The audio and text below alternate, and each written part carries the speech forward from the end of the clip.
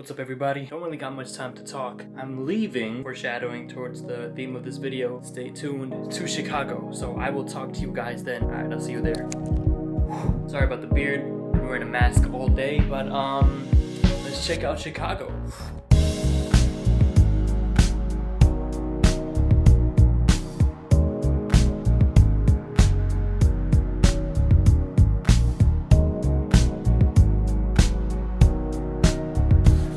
I'm sorry, I'm not trying to talk too much because I understand the microphone on this camera isn't that great and I don't have a microphone for it yet, but I have to say this. Why does every Dunkin' in Chicago fucking suck? This tastes like horse shit. Alright, back to the video.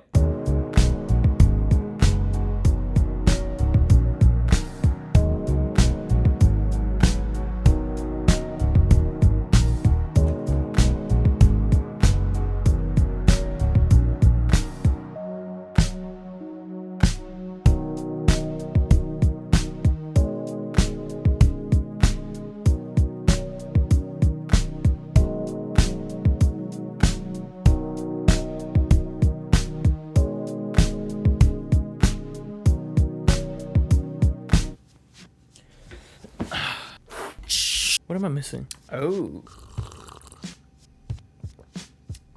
This coffee is fucking disgusting. What's up everybody? Welcome back to Farooqi. It's your boy Umar Farooq, and firstly, I am so sorry for that really short, lackluster, anticlimactic B-roll of Chicago. Listen, I just thought I was a lot better of a cinematographer than I really am. This is why I should probably just stick to producing. But yeah, I really thought that I could get some nice stable shots with a monopod. Nope. Everything was fucking shaky. Everything was literally unusable when I opened up Final Cut. I had hours and hours of footage, but you guys only saw the few that were usable, I guess. But anyways, I've been thinking about you. Yeah, that's right. I've had you on my mind. I was thinking about us, and I think that you need to leave. Get out right now. Alright, but in all seriousness, so while I was in Chicago, I felt extremely inspired to talk about this, talk about why you need to leave. And what I mean by you need to leave, is really more of just emphasis on why you should thrive to expand your horizon and get outside your comfort zone, but mainly speaking, not stay where you've probably grown up at your entire life and or have been for the past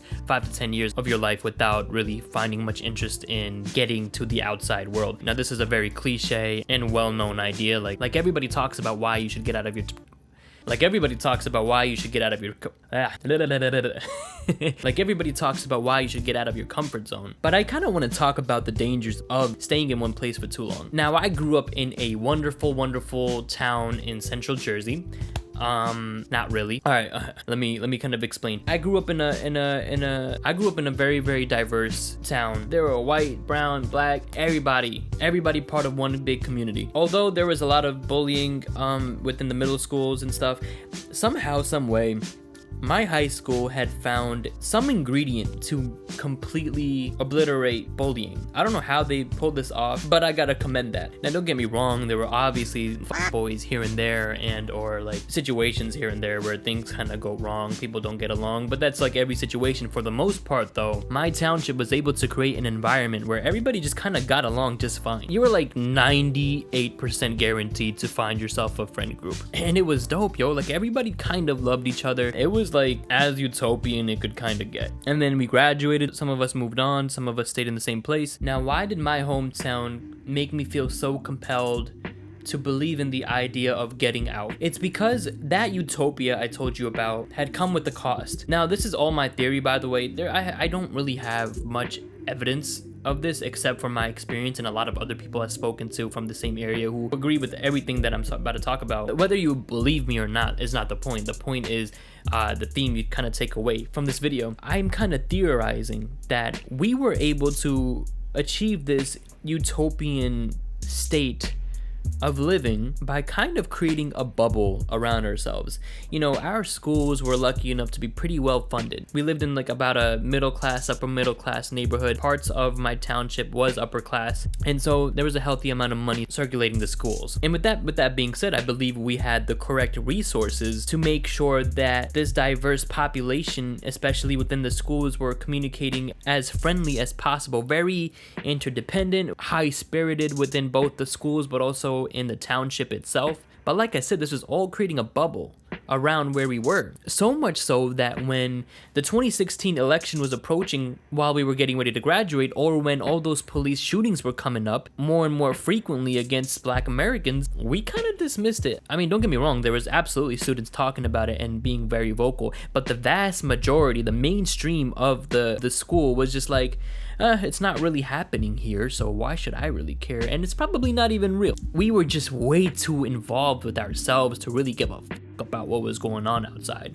And you know, everybody was a part of it. Like I said, the vast majority of people just didn't care of any social injustices that was going on. I look back and I like to think that this form of diversity was really just whitewashed diversity. And the reason why I say that is because we normalized our bubble and our disconnect so much that we normalized every single race, including white people, using the N-word. We normalized kids who probably supported Trump. I mean, obviously, like, there was a little bit of resistance, but not really. Like, we kind of was like, it is what it is. I'm kidding, nobody's really talking like that. There was also a teacher who didn't even believe that white supremacist groups existed within New Jersey. I'm talking about the one that starts with the K. I just don't want to get demonetized. Like, people were just so oblivious to ideas such as systematic oppression, systematic racism. We were just too obsessed with ourselves, I guess. So luckily, a lot of us graduated, we branched off. I was in community college for about 2 years, so I was still about in the same area, but I met enough people to have opened my eyes. And then eventually I was fortunate enough to get into an honors program, which counted as a social justice minor at Rutgers University in Newark, which is a little bit North Jersey if you're not from this area. And I'm super fortunate and blessed for that, because I've learned so much within social justice that really helped improve the way I look at life and social issues, and overall just made me much more of a well-rounded individual. And so when I came back to hang out with some old friends, I was honestly dumbfounded and shocked by how stagnant that place really was, especially for the people who stayed there after graduation. Man, I came back to white people still using the N-word, my people using the N-word. Bro, we're brown, we're Pakistani American. If you're using it, you're literally, stop. just stop. People were still trying to appropriate Black culture while trying to look and act white. I swear to God, you have like my people going around using the N-word while also bleaching their skin, trying to look like white people. Y'all know who you are. And listen, I'm not gonna bullshit. Like, I was part of that bandwagon within high school where we were just part of this oblivious and ignorant culture. But I guess I was so bothered by it because, listen, I learned my lesson. I spoke to the people I had to speak to. I got lectured at. I guess I grew up. I was coming back to 22-year-olds still doing this that they were doing when they were like 18, 17, 16. I came back to a Central Jersey that still supported subtle racism. And honestly, it wasn't always subtle racism. Sometimes it was just blatant. Even white people were still going around dropping the N-word with the hard R. It was just jokes to everybody. All people were cool with it at the time while we were in high school. But to come back while we were all grown up, to see it the way it was, I'm like, wow, this is a place where your spirit, your mind rots if you stay there for the rest of your life. We have parents here in Central Jersey that support bullying, that are supportive of racism, and overall just can't, for some reason, understand the fact that there are cities about 40 to 45 minutes away from us that is suffering from systematic oppression and systematic racism, with people dying on the streets, with schools with so little funding. These parents are so far up their own ass, they can't even recognize their privilege. Luckily, you know, I met up with some people who also branched out, went out of state, and we had these conversations about like, wow, we were really idiots back then. Thank God we met new people, and even they were like astonished to see like, damn, Central Jersey is the same shithole as we left it to be. Don't get me wrong, there's a lot of heart, and I think we're evolving a lot. I think there's a stronger sense of social justice within this community, but the point is like, once you stay in one place for way too long, your mind starts molding to obviously adapt and fit into the environment that it's growing up in, which is a survival instinct, I get it, but there's a certain point in your life where that mold solidifies, and that's exactly what happened. Like, I come back and all the people who stayed in Central Jersey are so closed off to exactly why Donald Trump is a horrible president, to the reality of white supremacist groups still being all over America, even in New Jersey, and it's honestly just drives me crazy. And listen, I'm not dismissing the progress we've made. Like I said, we've become a lot more socially aware, and I think we're doing a lot better. I'm not villainizing my hometown. I'm just trying to say that there is value that you can find when you decide to expand your horizon and decide to entertain the world outside the one you grew up in. And take my people, for example. I'm not saying everybody, but a lot of Middle Eastern American households that have parents that grew up within their country, like for example Pakistan, have this solidified mindset about what life is supposed to be like according to the generation and area they grew up in. So much so that their ego and their pride does not allow them to see that their kids are growing up in a completely different environment. There is no open-minded to new ideas. There is no open-minded to progressive values. It's just nothing but stubborn energy. And listen, if you're one of those people who values things to be the same way as they are, listen, that's great and all, but you can't fight change. Listen, I haven't been to too many areas, but I have been to places like Los Angeles, and I have been to places like Saudi Arabia, and going there at especially as a young age really opened my eyes as to why certain groups function the way they are. Instead of looking at a country that is so different from yours, you don't have to be afraid of them. Just go out and talk to your neighbor and understand where they're coming from,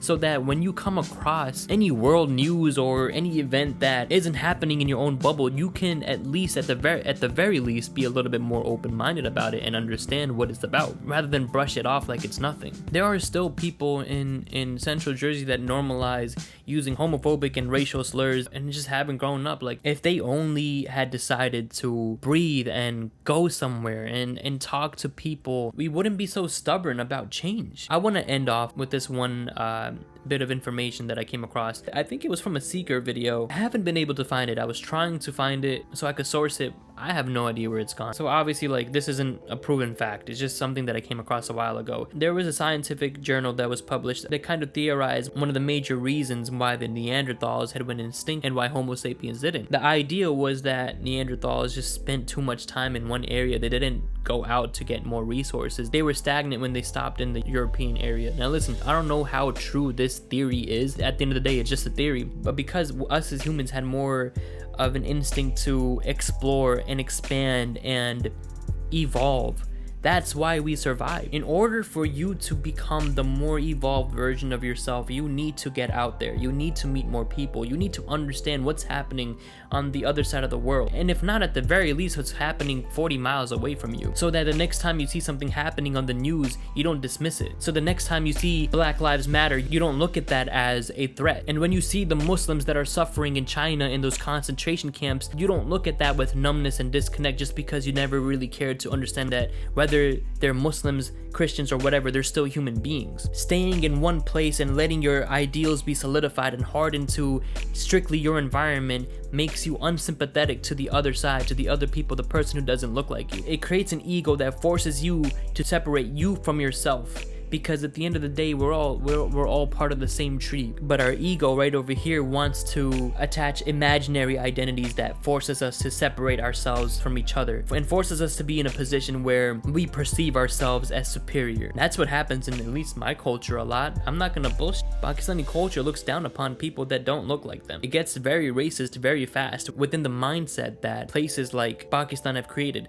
Not because Pakistan isn't a progressive country, and not because it's not evolving, but because of the people who choose to stay in the same place for the rest of their lives instead of being open to their neighbor and understanding what it means to expand. That is all I have for today's video. I apologize for two, I guess, somewhat heavy topics back to back. Next video we'll get into a little bit more about philosophical topics and like that. If you like this video and or want to have a dialogue with me, go ahead and comment down below. Let me know what you think of this idea and or maybe why you disagree. Also, shout out to Asaya for this dope shirt. I gave her a shout out in like 2 or 3 videos ago. She also got me the super dope mug that changes color. I highly recommend y'all check out her merch. I'm gonna link it down below. If you like this video, hit that thumbs up button, please. I only have like 170 something subscribers and only like 2 people watch this shit. But yes, comment, like, subscribe. Don't forget to wash your hands, and I'll see y'all in the next video. Peace.